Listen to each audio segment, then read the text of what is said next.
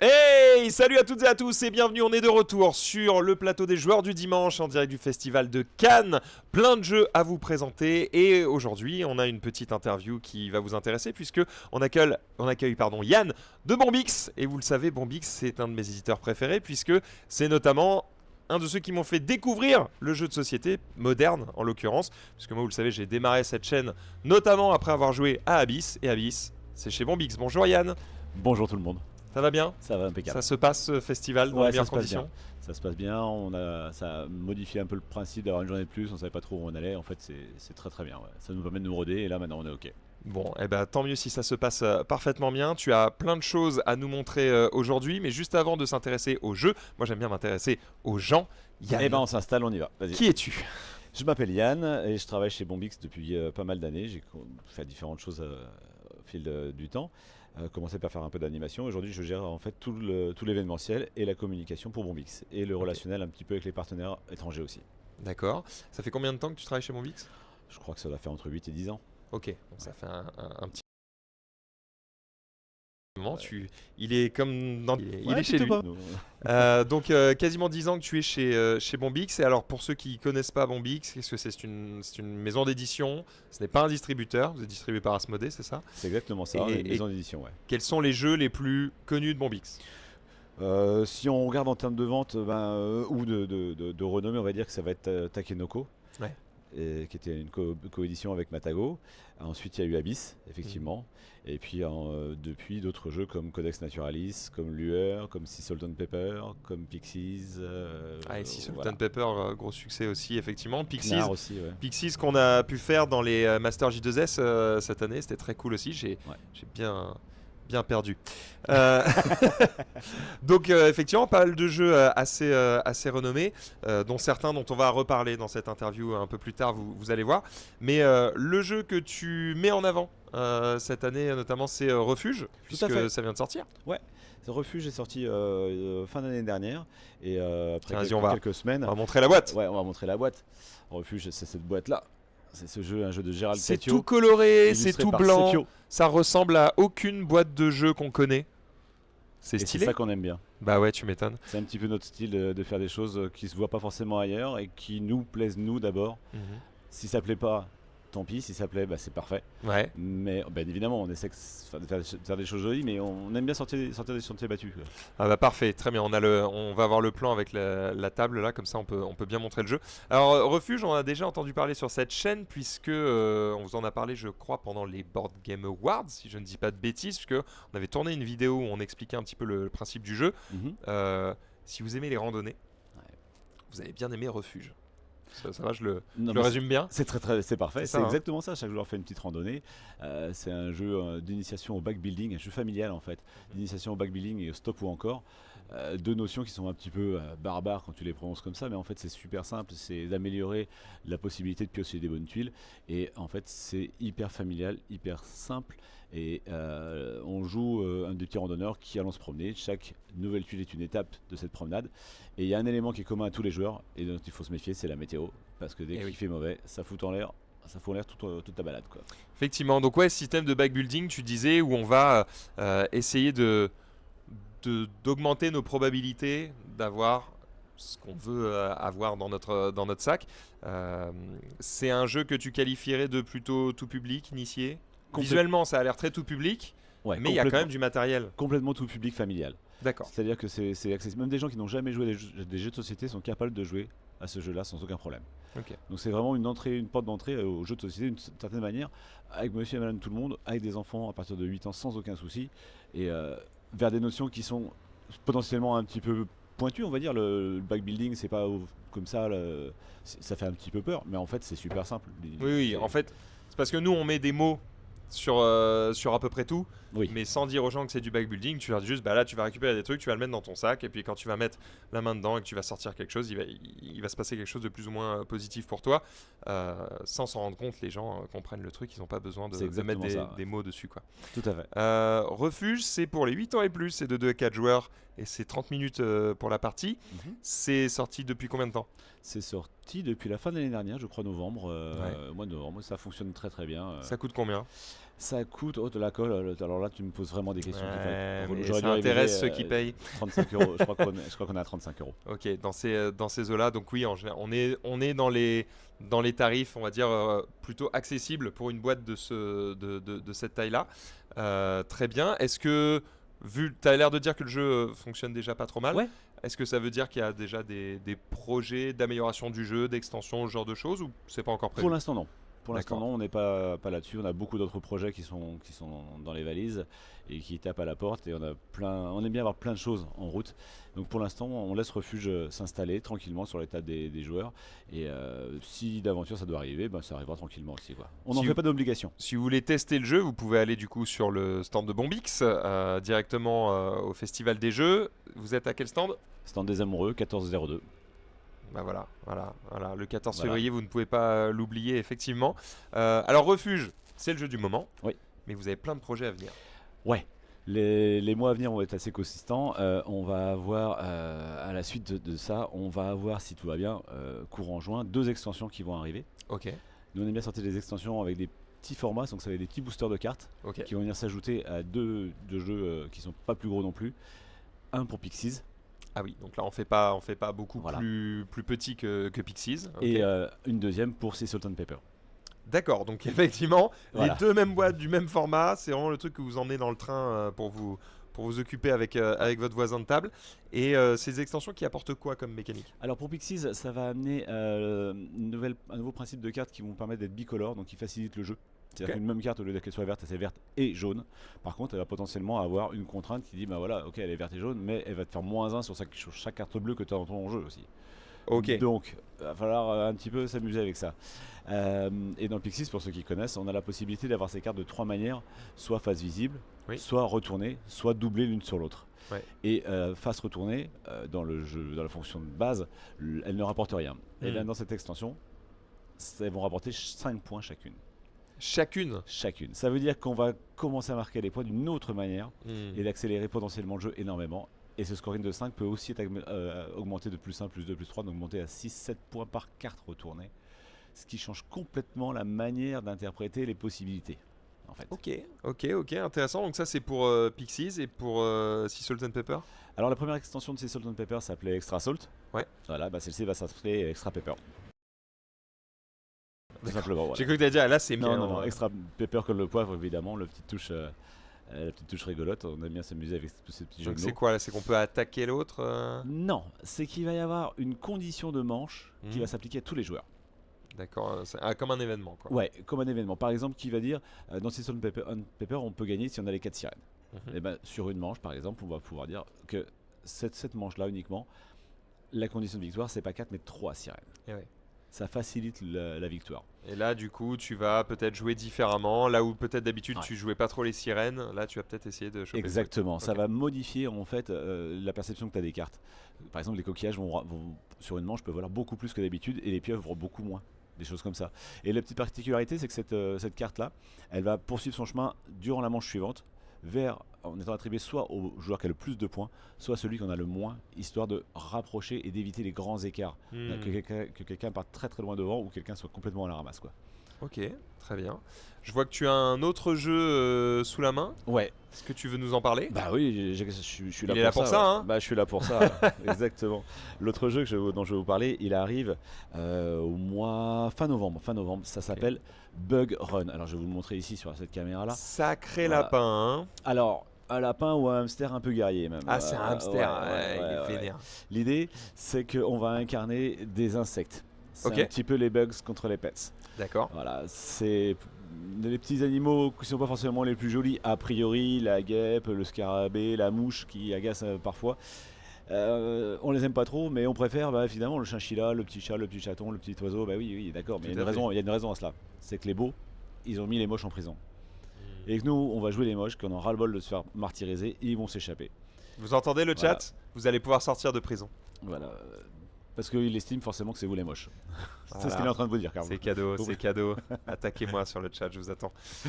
Ok. Donc l'idée qu'on va incarner ces petits personnages là, et c'est un dungeon crawler qu'on nous on appelle coopétitif en fait. Coopétitif. C'est-à-dire que C'est-à-dire qu'on va jouer ensemble, mais à un moment donné, on va se trahir. Exactement, c'est oui. exactement ça. Alors les petits personnages que soi-disant mignons, eh ben ce sont les gardes qui vont nous faire nous bloquer le passage, qu'il faudra affronter évidemment, et qui sont assez complexes avec des points de vie. Bah, tout seul, ça peut prendre beaucoup de temps, donc si on se met à deux, c'est plus facile. Ok. Le problème, si on se met à deux, c'est qu'il va falloir aussi partager. Il n'y en aura qu'un. Ah oui, on partage la récompense, Et d'accord. voilà. Et s'il y a un troisième qui se pointe, eh ben, il suffit qu'il soit là au moment du partage pour profiter de ça, même s'il a rien fait. Et donc c'est vraiment un jeu où tu vas venir coller à l'autre juste au bon moment, alors que tu n'as strictement rien fait du travail, quoi. Voilà.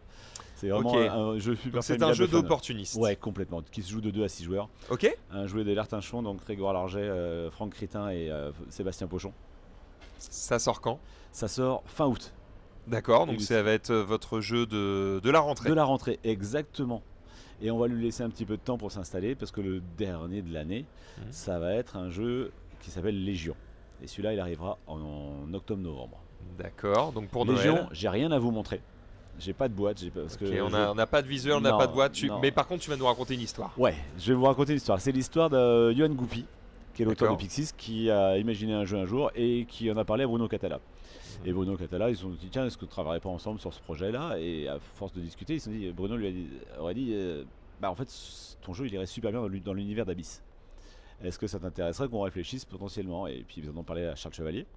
Charles était d'accord et du coup ils ont travaillé à un jeu qui est un jeu d'affrontement 1 contre 1 dans l'univers d'Abyss, et ils nous ont fait la proposition et ça nous a emballé en fait, tout donc simplement. C'est Abyss Duel, mais en fait ça s'appelle Légion. Voilà, c'est pas le même jeu d'Abyss, c'est un autre jeu dans l'univers d'Abyss en fait, comme avec Conspiracy en fait. Donc c'est pas les mêmes mécaniques. Non, c'est pas les mêmes mécaniques. On va retrouver les mêmes guildes, on va retrouver les seigneurs qui vont être des héros de guerre, parce que là c'est vraiment une histoire d'affrontement entre le roi et le nécrocampe qui cherche à lui piquer sa place, et donc il va essayer de retourner un petit peu l'influence qu'il a dans les quartiers qui sont gérés par les 5 grandes guildes des abysses.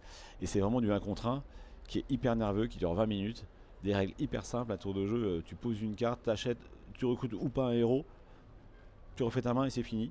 Et toi si tu es deuxième joueur, tu fais la même chose et en plus tu m'attaques. Et donc c'est une petite boîte du coup? Ouais, ça va être une boîte format Knarr, ouais. Qui va être autour de 20-25 euros. Ouais, voilà, c'est ça, ouais, exactement. Ouais. Et c'est hyper nerveux, ça s'apprend extrêmement vite, mais c'est de l'affrontement direct, quoi. C'est-à-dire que voilà. On n'est pas là pour se faire des cadeaux. Non, Abyss, on a le temps de faire son chemin, de préparer ses seigneurs, d'aller chercher ses lieux. Là, il va falloir réagir immédiatement, quoi. Si tu laisses l'autre te prendre le dessus, tu te fais marcher dessus, quoi. Si vous connaissez pas Abyss, donc je le disais tout à l'heure, moi c'est un des jeux qui m'a fait vraiment démarrer le jeu de société moderne, et notamment par ses illustrations de Xavier Colette qui sont juste incroyables. Je réfléchis encore à potentiellement me faire un tatouage avec un artwork tiré d'Abyss ou ce genre de truc, tellement ce jeu m'a marqué visuellement, je le trouve vraiment magnifique. Et donc j'ai hâte de découvrir Légion. Alors d'ailleurs, tu l'as dit tout à l'heure, il y a Conspiracy aussi qui est sorti, qui est un autre jeu dans l'univers de Légion, mais qui est plus un jeu de poche, un peu, que vous pouvez emmener un peu partout. C'est ça, c'est un jeu plus petit en taille, on va retrouver les sensations d'Abyss, qui est peut-être un peu plus familial. Avec pas mal de petites mécaniques. Une fois pas le même jeu, c'est que cet univers-là, ça est agrémenté de plein de choses, aussi d'un roman qui existe, le Trône vide. Tout ça crée des interactions, des potentiels entre les personnages qui racontent une histoire. C'est vrai qu'Abyss, vous l'avez bossé parce qu'il y a un livre d'artwork, il y a un roman, il y a 5 boîtes de base, ou 6 même, parce qu'en fait il y avait la version pour l'anniversaire avec les anciens là. Bref, vous travaillez vraiment tout l'aspect visuel et collectionniste, on va dire, d'Abyss, et c'est cool. Est-ce que ce sera la même chose sur Légion? Est-ce qu'on aura plusieurs visuels disponibles, ou est-ce qu'on peut pas le dire? Si, on peut le dire, oui. On va s'amuser, oui, effectivement, encore une fois, on va s'amuser. Les amoureux d'Abyss auront du choix, alors peut-être cornélien pour eux, mais ils pourront choisir l'illustration de la boîte du jeu, effectivement. Ce sera soit celle du roi, soit celle du nécrocampe. Et vous choisirez. Ou vous achèterez les deux. Ou vous ferez bien comme vous voulez, en sachant quand même que les deux réunis forment une image qui est splendide. Voilà. Ok.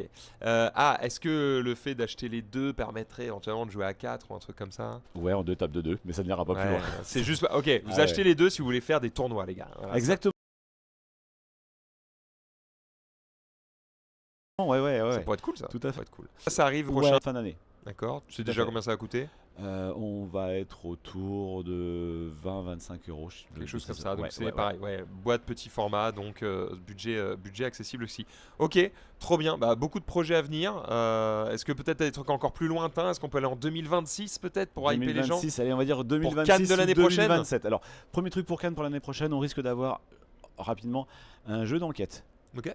qu'on Cool. n'a encore jamais fait. Ouais, Un jeu j'allais dire. signé Silvano. Je vais écorcher son nom, je vais dire une bêtise, donc je vais pas la dire. Bon, on Et- salue Silvano en tout cas. Voilà, et Paolo Mori. Ok. Tous les deux Italiens qui ont créé un jeu d'enquête. Pour faire très simple, je peux pas vous raconter tout ce qu'il va y avoir dedans puisque c'est une enquête. Mais en tout cas, Vous il y a un allez- jeu d'enquête qui arrive Ouais, chez Bombit. vous allez être le gardien de la petite ville de Spoon River et vous êtes le gardien du cimetière. D'accord. Devant vous, il y aura des cartes. Chaque carte est une des tombes du cimetière. Mmh. Et ces tombes ne seront pas si muettes que ça. Vont raconter toute l'histoire de ce qui s'est passé dans cette petite ville. Et ça va être à vous de le découvrir dans un jeu qui sera à la fois un jeu d'enquête et un jeu de narration avec un petit livre en fait. Ok, Simplement. ok, Ça, intéressant. ça devrait être pour Cannes l'année prochaine si tout va bien. En sachant que ce que je vous dis là, c'est aujourd'hui. Il y a toujours les aléas de. Les plans voilà, peuvent changer, comme dit ça, l'ami Julien Chiez. Voilà. Et je peux vous donner 3 autres trucs, effectivement. On va travailler sur. Oh, on travaille aussi on mange sur. bien Oui. Bah oui, vous aviez encore un peu faim peut-être. Ou alors vous voulez pas, mais vous me dites. Non, vas-y, voilà, on veut les infos, on veut les infos. Faut hyper les gens. On travaille sur une extension pour Knar.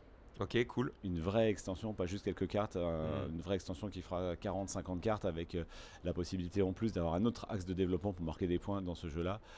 Où on va avoir un village viking et ce qui va se passer dans nos autres actions vont avoir de l'incidence dans notre village avec une touche d'interaction directe entre les joueurs, ce qu'on n'a pas aujourd'hui.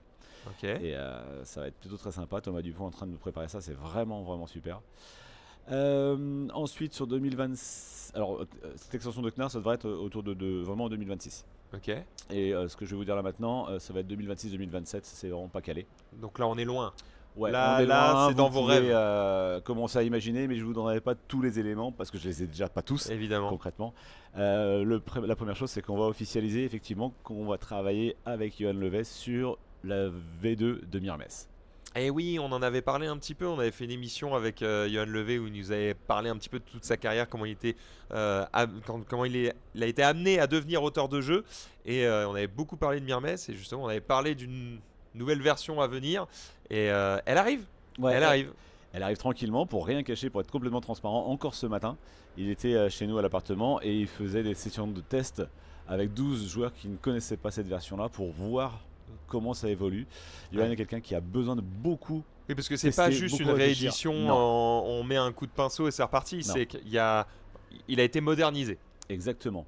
Il a réussi à récupérer pas mal de données d'un site de jeu sur lequel se jouait Myrmes et grâce à toutes ces datas, en fait, il a réussi à rééquilibrer le jeu sur des aspects qui lui paraissaient un tout petit peu déséquilibrés. Il ramène aussi la possibilité d'avoir une sorte d'extension à la fourmilière. Ok. Alors ça va pas être des fourmis qui ont des super pouvoirs, c'est juste que la fourmilière vous proposera d'avoir des actions complémentaires D'accord. qui vous donneront aussi la possibilité de réaliser des objectifs qu'il n'y a pas dans le jeu de base. D'accord. Et une grosse nouveauté, le plateau qui est un plateau figé Ouais. devient modulaire Hmm. avec des hexagones. Donc avec une rejouabilité intéressante. Exactement. Et beaucoup les fans, les ultra fans de Myrmes qui sont disent que c'est presque un jeu d'échecs parce qu'à partir du moment où quelqu'un joue là, il faut faire ça. Bah là, les cartes sont complètement rebattues parce que toute partie est complètement Là, ça différente, ne ça n'a marche plus rien plus. à voir. Quoi. Ouais. Ok, intéressant. Et t'avais un dernier truc, je crois. Alors, juste pour préciser que pour l'instant, on est en bonne discussion et ça devrait se faire avec Yann O'Toole aux Wow. illustrations. Ce qui va encore amener autre chose à Myrmes. Oh bah là, Voilà. normalement ceux qui savent. Voilà. Dans le chat, Yann O'Toole, c'est par exemple dernièrement celui qui a illustré Sans Corée. Et franchement, vu la complexité du jeu, ce qu'il a réussi à faire sur la lisibilité et la beauté du jeu, c'est juste exemplaire. Donc trop bien. C'est même lui qui a contacté Johan Levet il y a quelques temps en étant ultra fan de Myrmes et en lui disant si un jour tu as envie de retravailler Myrmes, moi ça m'intéresse de le Wow. faire. Quoi. Oh, trop bien. Quand ça se passe comme Bah ça, voilà, quand les c'est- planètes s'alignent comme ça, C'est super agréable. Quoi. Voilà, là, tu t'as décolles. l'illustrateur qui dit moi je veux bien, ça m'intéresse. Bah ouais, c'est super Ouais, chouette. trop ouais, bien. ouais. Trop bien. Ok, super. Bon, bah on a On hâte a encore un peu de de voir temps ou ce c'est Myrmes. fini là? Allez, vas-y. Non, Normalement, c'est fini. C'est fini, non? Non, bah c'est fini. C'est Allez, on fini. coupe, les amis, On vous n'aurez coupe, pas la vous n'aurez dernière pas info. info, c'est pas grave. Non, bah allez, Juste on entre montre. nous. Allez, Avant qu'on juste coupe. entre nous, on va aussi travailler sur la V2 des Chevaliers de la Table Ronde. Donc encore Bruno Catala. Voilà, Bruno Catala, Serge Laget. Alors ok, même si vous êtes là, vous avez Serge, écouté effectivement. Voilà, qui nous a quittés. Serge qui est parti.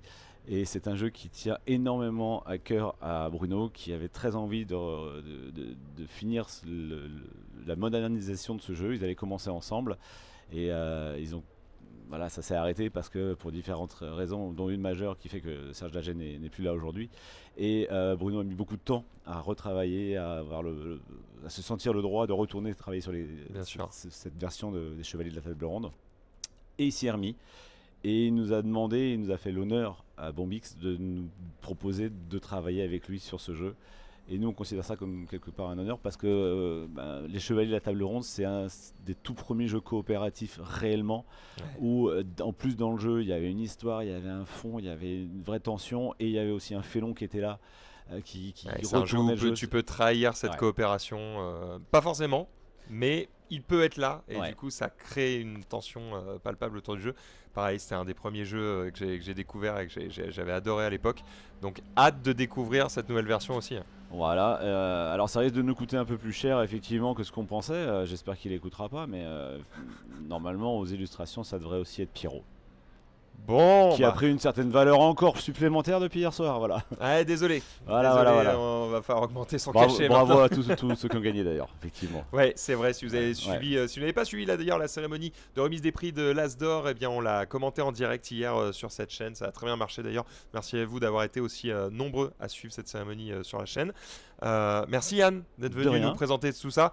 Plein de beaux projets chez Bombix. Évidemment, je suppose qu'on vous en reparlera sur la chaîne. Merci beaucoup d'être venu en tout cas sur ce plateau avec nous plaisir. En parler. Et puis quant à nous, on se retrouve d'ici quelques minutes puisqu'on va accueillir nos amis de chez Scorpion Masqué qui ont des jeux à nous présenter également. Et puis après, on sera avec qui? On a une annonce à vous faire. Et après, on a du Gwent. Et après, on a du Star Wars. Bref, la journée est encore loin d'être terminée. Restez avec nous et à tout de suite les amis. Ciao!